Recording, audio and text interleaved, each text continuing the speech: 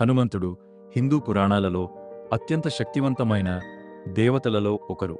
అతను అంజనాదేవి మరియు కేసరి కుమారుడు. పురాణాల ప్రకారం వాయుదేవుడు, గాలిదేవుడు ఆశీర్వాదంతో హనుమంతుడు జన్మించాడు. అందుకే అతన్ని వాయుపుత్రుడు అని కూడా పిలుస్తారు. హనుమంతుడు చిన్నప్పటి నుంచే అసాధారణ శక్తులు కలిగి ఉన్నాడు.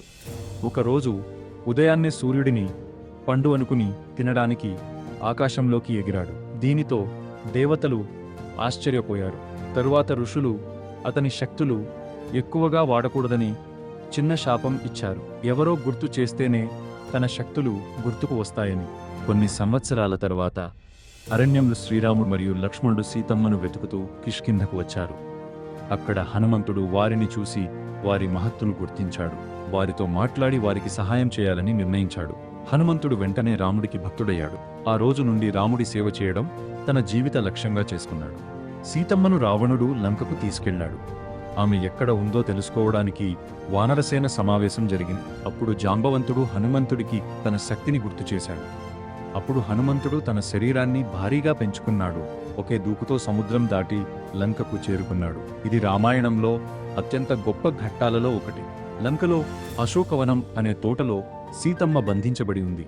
హనుమంతుడు చిన్న రూపంలో అక్కడికి వెళ్లి సీతమ్మను చూశాడు. ఆమెకు రాముడి ఉంగరాన్ని చూపించి ఇలా అన్నాడు, అమ్మా, నేను రాముడి దూతను. ఆయన త్వరలోనే మిమ్మల్ని రక్షిస్తాడు. సీతమ్మ చాలా ఆనందపడింది.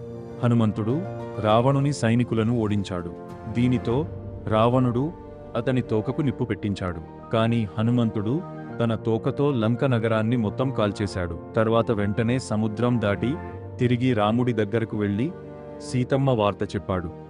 రామ-రావణ యుద్ధంలో లక్ష్మణుడు తీవ్రంగా గాయపడ్డాడు.